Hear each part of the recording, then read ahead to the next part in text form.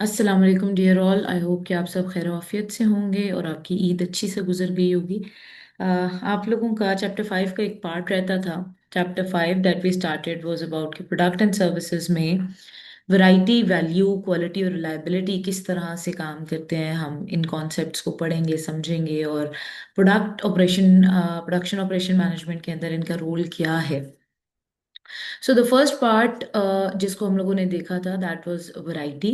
और वैरायटी में हमने जनरली स्पीकिंग ये बात की थी कि एक प्रोडक्ट के अंदर हम कितनी वेरिएशंस लेकर आ सकते हैं। तो हमने उसको वैरायटी का नाम दिया था और उन वेरिएशंस के ऊपर एक जनरल अंडरस्टैंडिंग डेवलप की थी कि वैरायटी की वजह से आपकी कॉस्ट इंक्रीज होती है, लेकिन वैरायटी इंक्रीज करना आपकी प्रोडक्टिविटी और प्रॉफिटेबिलिटी को भी बढ़ाता है। एंड वी सेड कि टू सर्टन लेवल जब तक आप वैरायटी इंक्रीज करेंगे, जब अगर हम उसको कॉस्ट बेनिफिट एनालिसिस के कॉन्टेक्स्ट में देखें, तो टू अ सर्टन लेवल जब हम वैरायटी इंक्रीज करेंगे तो वैरायटी इंक्रीज करने से आपकी प्रॉफिटेबिलिटी, आपकी प्रोडक्टिविटी बढ़ेगी। एंड आफ्टर दैट आपकी वैरायटी इंक्रीज जो है वो आपकी कॉस्ट बढ़ानी इतनी शुरू कर देगी कि आपकी प्रॉफिटेबिलिटी या प्रोडक्टिविटी नेगेटिवली अफेक्ट होगी। हम चाहते क्या है वैरायटी कंट्रोल करने से? अब सो दैट्स व्हाई हमें वैरायटी करनी है, लेकिन वैरायटी के कंट्रोल्स भी साथ बनाने हैं। उसके अंदर हमने कहा था कि मिनिमम वैरायटी ऑफ प्रोडक्ट और सर्विस हो, ताकि वैरायटी के पार्ट्स मिनिमम हो, मटेरियल्स वैरायटी का मिनिमम हो, मिनिमम वैरायटी ऑफ प्रोसेस और मिनिमम वैरायटी ऑफ पीपल और स्किल्स हो हमारे पास। हमने कहा कि इसके बहुत सारे फायदे होंगे। वैरायटी करने के तीन तरीके से हम कर सकते हैं: सिंप्लीफिकेशन, स्टैंडर्डाइजेशन और स्पेशलाइजेशन के थ्रू हम वैरायटी कर सकते हैं कंट्रोल्स। फायदे हमें क्या क्या होंगे कि आपके इंटेंसिफिकेशन ऑफ सेलिंग एफर्ट होगा। जो आप बहुत सारी चीज़ों के ऊपर लगा रहे हैं एफर्ट, वो आप किसी एक चीज़ पे लगाएंगे या कम चीज़ों पे लगाएंगे तो ऑब्वियसली आपको उसका फ़ायदा ज़्यादा होगा। आफ्टर सेल सर्विसेज बेहतर हो सकती हैं, ऑपरेशन एड्स कम चाहिए होंगी, greater use of store space होगा, रिडक्शन इन टोटल स्टॉक्स होगा, क्विक स्टॉक टेकिंग होगी, रिडक्शन इन बाइंग एफर्ट होगी। तो ये सारे बहुत सारे फायदे हमने कहा था कि आपको वैरायटी कंट्रोल से आप कर सकते हैं। आफ्टर दैट वी रेड के steps towards a variety control program. तो हम जनरली स्पीकिंग हमने तीन तरह से कहा था कि वो हो सकता है ना, जिसमें हमने कहा कि आप सिंप्लीफाई कर लें, स्टैंडर्डाइज कर लें, स्पेशलाइज कर लें। तो उसके अंदर उन्हीं को एक्सपैंड करते हुए हमने ये देखा कि क्वालिटी वैरायटी कंट्रोल प्रोग्राम में अगर आप इंडस्ट्री अग्रीड स्टैंडर्ड्स को फॉलो करें, कंपनी अग्रीड पॉलिसीज को, स्टैंडर्ड्स को फॉलो करें, रॉ मटेरियल स्टैंडर्डाइज कर लें, पार्ट स्टैंडर्डाइज कर लें, आप मेथड्स और प्रोसीजर्स को स्टैंडर्डाइज कर लें, रूट्स को स्टैंडर्डाइज कर लें, प्लांट और इक्विपमेंट को स्टैंडर्डाइज कर लें, और आप सिंप्लीफाई कर लें अपने मटेरियल और उसके पार्ट्स को, तो फिर आप कंट्रोल लेकर आ सकते हैं वैरायटी के अंदर। उसके बाद जो सेकंड कॉन्सेप्ट है इस चैप्टर के अंदर that is value. Value basically हम कहते हैं कि किसी भी चीज को मैं अपने दिमाग में उसको कितना इम्पोर्टेंट समझता हूं और मैं क्या सैक्रिफाइस कर सकता हूं उस चीज को लेने के लिए या हासिल करने के लिए। That is the value of certain product और सर्विस फॉर अस। तो हम जनरली भी हम कहते हैं ना कि फलाने की वैल्यू इतनी है, फलाने इंडिविजुअल की या उसके ताल्लुक की वैल्यू। तो बेसिकली किसी भी चीज को सस्टेन करने के लिए, लेने के लिए, एक्वायर करने के लिए आप कुछ ना कुछ सेक्रीफाइस कर रहे होते हैं। समटाइम्स इट्स पैसे मॉनेटरी टर्म्स में कर रहे होते हैं, समटाइम्स हम नॉन मॉनेटरी टर्म्स में भी कर रहे होते हैं। तो एक सर्टन गिव एंड टेक चल रहा होता है, एक सेक्रीफाइस, आप कुछ पाने के लिए कुछ खो रहे होता है। सो वो जो खोना है, वो जो सैक्रिफाइस है, दैट इज द वैल्यू उस चीज की आपकी नजर में या आपके नजदीक। अब प्रोडक्शन ऑपरेशन मैनेजमेंट के अंदर we need to make sure कि हम वैल्यू कंट्रोल्स को भी अप्लाई करें। हम चीज़ों की, अपने कस्टमर्स के, चीज़ों सर्विसेज की, प्रोडक्ट्स और सर्विसेज की अपने कस्टमर के जहन में वैल्यू इन्हांस करें। तो सर्टन टाइप्स ऑफ वैल्यूज हैं, हम उनको भी देखेंगे। वैल्यू कंट्रोल किस तरह से किया जा सकता है उसको समझने की कोशिश करते हैं और उससे क्या फायदा हो सकता है। So value analysis is cost reduction and control technique which operates by attacking the basic design of the product or service rather than as is done in work study by improving the way in which the product is made or the service is offered.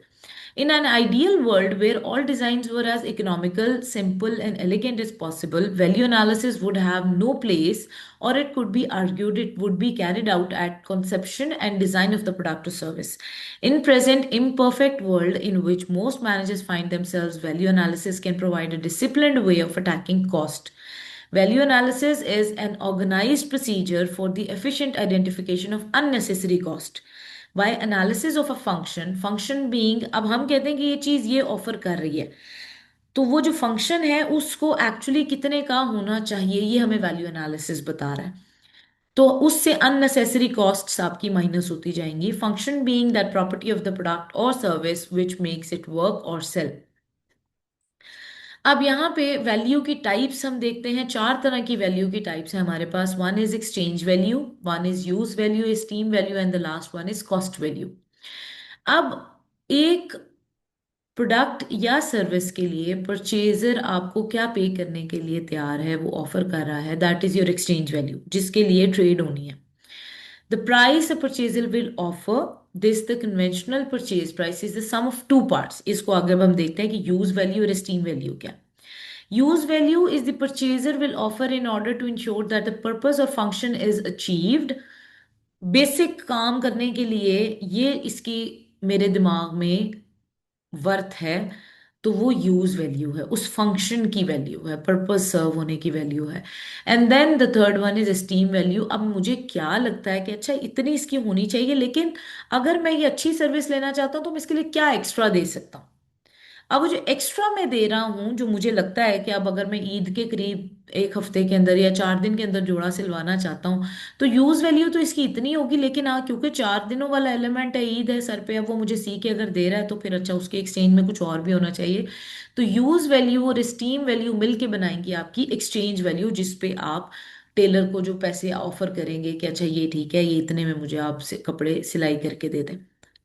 तो किसी product के function की value, और जो आपको लगता है the price which is offered beyond the use value, extra जो भी आपको लग रहा है कि इस सर्विस के लिए मैं अभी देके ये सर्विस ले सकता हूँ, that is the esteem value. Then there is the cost value. जितनी आपको लगता है कि उसके ऊपर खपत आई है, कॉस्ट एक्चुअली इनकर हुई है, वो आपकी इंट्रिंसिक वैल्यू या कॉस्ट प्राइस कहलाती है। अब आपकी वैल्यू एनालिसिस टीम है। अगर आप किसी भी चीज की वैल्यू को एनालाइज करना चाहते हैं तो कुछ सवाल हैं जो आप अपने आप से पूछेंगे। हम कहते हैं कि 12 स्टेप अप्रोच है ये। कुछ सवाल आप अपने आप से पूछेंगे। Select the product to be analysed. क्या चीज है जिसकी हम वैल्यू एनालिसिस कर रहे हैं? What is it? What does it cost? How many parts? What does it do? How many functions are required? Which is the primary function? कौन सी चीज़ है जिसको फोरगो नहीं किया जा सकता? क्योंकि हमने वैल्यू एनालिसिस करना है, तो हमने जो आपकी अननेसेसरी कॉस्ट्स हैं उनको ख़त्म भी करना है। What else will it do? What will that cost? Which three of the alternative way of doing the job show the largest difference between cost and use value? Which ideas are to be developed? What other functions and specification feature must be incorporated? And what is needed to sell the idea and four sell road blocks. ये 12 सवाल आप पूछेंगे तो आप अपने किसी भी product या सर्विस का वैल्यू एनालिसिस कर पाएंगे। Moving forward, these are the 12 question we were talking about. Moving forward, next चीज जो हमारे पास आती है आगे, वैल्यू इंजीनियरिंग का कॉन्सेप्ट दैट इज बेसिकली हम कॉस्ट प्रिवेंशन एक्सरसाइज के तौर पे इस्तेमाल करते हैं, जहाँ पे हमने कहा कि वैल्यू एनालिसिस जो है दैट टारगेट्स आपकी कॉस्ट को, और अननेसेसरी जो कॉस्ट्स हैं उसको हाईलाइट करके ख़त्म करने के लिए कहता है, तो दैट इज़ वैल्यू इंजीनियरिंग। तो उसके अंदर जब आप अननेसेसरी कॉस्ट्स निकाल रहे होंगे वैल्यू एनालिसिस के बाद, जब आपको पता चल जाएगा, तो that is called value engineering. So value के बाद अभी तक हम लोगों ने इस चैप्टर में वैरायटी को पढ़ लिया और वैल्यू को पढ़ लिया। Next concept is quality. Quality का कॉन्सेप्ट क्या है? क्वालिटी, जनरली हम कहते हैं फलानी चीज की क्वालिटी बड़ी अच्छी है, या वी से कि इलेक्ट्रॉनिक्स में जापानीज चीजें बड़ी अच्छी हैं। अब क्वालिटी की कॉन्सेप्ट, या मेरे आपके जहन में जब हम क्वालिटी का वर्ड यूज करते हैं तो we use it for excellence. किसी चीज की क्वालिटी बहुत अच्छी है तो प्रोडक्ट और सर्विस की एक्सीलेंस को बता रहे होते हैं। क्वालिटी का कॉन्सेप्ट ये कहते हैं कि जो चीज आप ऑफर कर रहे हैं, जो भी प्रोडक्ट किसी भी चीज के लिए बनाया गया है, वो जो फंक्शन है, तो फिटनेस ऑफ द पर्पस और यूज होना चाहिए उसका। जिस चीज के लिए वो बनाया गया है, प्रोडक्ट या सर्विस डिजाइन किया गया है, वो उसकी कस्टमर की नीड और वांट को सेटिस्फाई करे, तो हम कहेंगे कि the product is good in quality. Quality is often used to signify excellence of a product or service. We talk about Rolls-Royce quality, top quality. In some engineering companies, the word may be used to indicate a piece of metal conforms to certain physical dimensions. अब quality को हम कह रहे हैं, then we must recognize the need to include the assessment of quality, the true requirement of the customer. Quality then is simply meeting the customer requirements and then has been expressed in many ways. Fitness for purpose or use, Juran ने उसको कहा. फिर हमारे पास एक और हमें term मिलती है, the total composite product and service characteristics of marketing, engineering, manufacture and maintenance through which the product and service in use will meet the expectation of the customer. अब एक और चीज है, हम जनरली सुनते भी हैं, रिलायबिलिटी की बात करते हैं. और रिलायबिलिटी इज कंसिस्टेंसी. तो क्वालिटी एक डिजाइन क्वालिटी है, यानी कस्टमर की नीड्स को सेटिस्फाई करने के लिए आपने एक चीज बनाई और उनकी जितनी भी रिक्वायरमेंट्स थी उसको उस प्रोडक्ट के अंदर आपने कहा, आपने क्लेम किया कि आपने उस प्रोडक्ट या सर्विस के अंदर वो चीजें एम्बेड कर दी हैं. डिजाइन की क्वालिटी तो यहां तक होगी. Then there is the concept of conformance of the quality, conformance of the design. अब वो क्या है, दैट इज कि जो चीज आपने क्लेम की है कि मैंने कस्टमर की ये रिक्वायरमेंट्स थी, मैंने उन रिक्वायरमेंट्स को एम्बेड किया इस प्रोडक्ट या सर्विस के अंदर और अब मैं ये ऑफर कर रहा हूं. तो जब वो कस्टमर को पहुंची है चीज, तो कस्टमर को पहुंचने के बाद उस चीज के अंदर वो कितना ज्यादा एग्जिस्ट करता है या नहीं करता है, वो सारे करेक्टरिस्टिक्स, वो फीचर्स जो कंपनी ने क्लेम किए थे, वो उसके अंदर है या नहीं, जैसा उसने चाहा था वो प्रोडक्ट वैसा उसको मिला या नहीं मिला, तो ये कन्फर्मेंस होगी. There is another word that we should define properly, that is reliability. Reliability को एक चौथा कॉन्सेप्ट है इस चैप्टर का, तो उसको हम इन डिटेल भी देखते हैं. Quality and reliability comes back the answer. The two are used synonymously, often in a totally confused way. Clearly, part of the acceptability of the product or service will depend on the ability to function satisfactorily over a period of time, and this aspect of performance is given the name reliability. मैंने जो चाहा मुझे वो product मिल गया, that is quality. अब वो जो fitness for purpose और यूज है, वो for a given time period, जितने टाइम के लिए कंपनी ने ये कहा है कि वो इतने टाइम के लिए ये फिटनेस फॉर द पर्पस और यूज रहेगी, वो उसके लिए वो चीज सर्व करी है या नहीं करी है, दैट इज रिलायबिलिटी. वो जो कंसिस्टेंसी है वो रिलायबिलिटी है. Reliability ranks with quality in importance since it is a key factor in many purchasing decisions where alternatives are being considered. अब quality policy then requires top management to number one establish an organization for quality. आपकी repute बन जाएगी कि जो आप बना रहे हैं, आप लोगों की नीड्स एंड वांट्स को, उन वो जो चाहते हैं प्रोडक्ट्स के अंदर उनको एम्बेड कर रहे हैं, आप उनको प्रोडक्ट सर्विस के अंदर लेके आ रहे हैं, तो एक रिप्यूट आपको बनानी पड़ेगी. Identify the customer needs and perception of needs, assess of the ability. अब एक है कस्टमर नीड और एक परसेप्शन ऑफ द नीड है. समटाइम्स मैं जो चाह रहा होता हूँ वो एग्जैक्टली वो नहीं होता जो मुझे लग रहा है कि मैं चाह रहा हूँ. तो अगर आप प्रोडक्ट और सर्विस ऑफर कर रहे हैं और आपको लगता है कि कस्टमर जो चाह रहा है एग्जैक्टली उसे पता भी नहीं है, वो ये नहीं ये चाह रहा है, तो आपको उस चीज को भी आइडेंटिफाई करना है और जो एक्चुअली प्रोडक्ट के अंदर फीजिबल तरीके से आप ऑफर कर सकते हैं वो आप करेंगे. Assess the ability of organization to meet these needs, ensure that supplied material and services reliability reliably meet the required standards of performance and efficiency, concentrate on the prevention rather than detection for philosophy, एहतियात इलाज से बेहतर वाली policy के ऊपर, educate and train to quality improvement. सबका mindset अगर आप ऑर्गेनाइजेशन के अंदर ये ले आएंगे कि क्वालिटी सबकी रिस्पॉन्सिबिलिटी है, किसी एक इंडिविजुअल किसी एक डिपार्टमेंट की नहीं है, हर डिपार्टमेंट ने अपना अपना रोल प्ले करना है उसके अंदर टू मेक श्योर कि जो भी आप बना रहे हैं वो उसके अंदर लोगों तक उस उनकी नीड्स और वांट्स को एम्बेड करके उन तक वो पहुंच जाए, ये हम सबकी जिम्मेदारी है. तो दैट इज व्हेन वी से कि हम क्वालिटी को इंश्योर कर रहे हैं. Quality of design and quality of conformance to the design, ये बात अभी हमने कर ली कि this is a measure of how well the product और service is design to meet the customer requirements, that is quality. The most important feature of the design with regard to achievement of the required product quality is the specification. All too frequently, the terms as previously supplied or as agreed with your representative are to be found on purchasing orders of the supplier. दूसरी चीज है conformance to the design, quality of conformance to the design.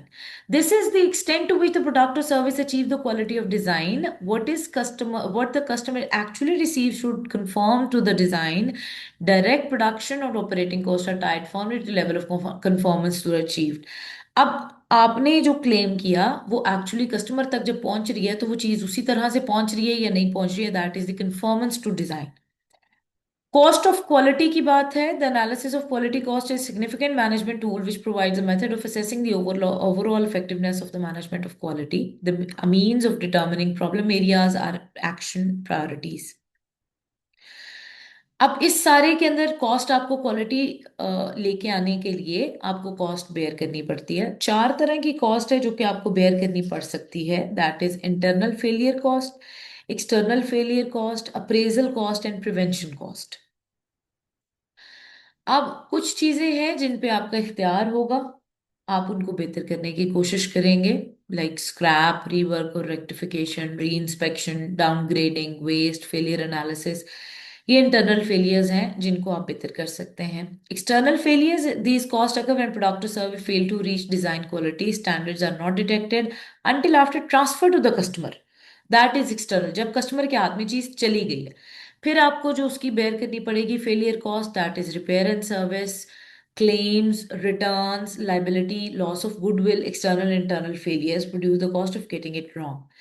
Then there is the appraisal cost. The cost associated with the evaluation of purchased material, process, intermediaries, products and services to ensure conformance with the specification.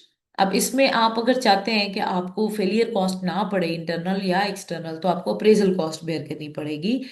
आप उसको verify कराएंगे, quality के audit कराएंगे, यानी जो चीज़ आप कर रहे हैं क्लेम वो एक्चुअली बन रही है या लोगों को जा रही है नहीं जा रही है, उसके लिए फिर आपको you have to do appraisal cost आपको बेयर करनी पड़ेगी, जिसके लिए आप वेरिफिकेशंस करा सकते हैं, क्वालिटी ऑडिट्स करा सकते हैं, वेंडर रेटिंग्स करा सकते हैं.